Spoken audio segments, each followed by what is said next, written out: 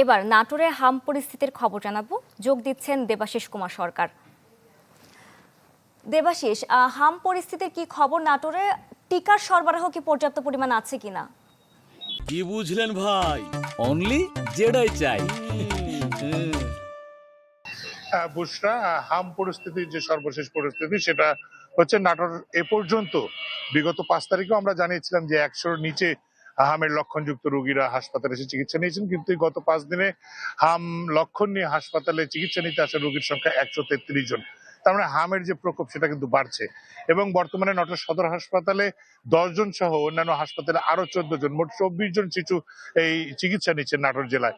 এছাড়া নাটোর জেলা থেকে বিভিন্ন সময়ে রাজশাহীতে উন্নত চিকিৎসার জন্য পাঠানো হয়েছে বেশ কিছু শিশুকে। তার মধ্যে 2 জন শিশু, নাটোর সদরের উপজেলার মধ্যে 1 জন শিশু এবং নাটোর সদর পৌরসভার মধ্যে 1 জন শিশু এই হাম লক্ষণযুক্ত হয়ে তারা মারা গেছেন। এছাড়া সেই টিকা প্রদানের যে হার সেটা কিন্তু অত্যধিক বেশি। এই গত 5 দিনে প্রায় 11,000 শিশুকে টিকা প্রদান করেছে এখানকার কর্তৃপক্ষ।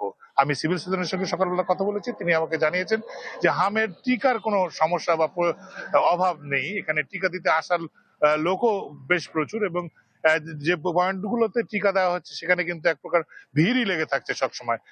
তিনি বলছেন যে হামের এই টিকাটা যদি সম্পন্ন করা যায় তাহলে এই প্রকোপ কমানো যাবে। পাশাপাশি হাম লক্ষণযুক্ত রোগীদেরকে হাসপাতালে নিয়ে আসার পরে 7 দিন অন্যান্য শিশুদের সঙ্গে না মেশার পরামর্শ দিচ্ছেন এখানকার সিভিল সার্জন। এছাড়া তিনি বলছেন যে হামের যারা আক্রান্ত হননি বা লক্ষণ হননি অন্যান্য শিশুদেরকে ভিটামিন এ ক্যাপসুল খাওয়ানোর পরামর্শ তারা দিচ্ছেন।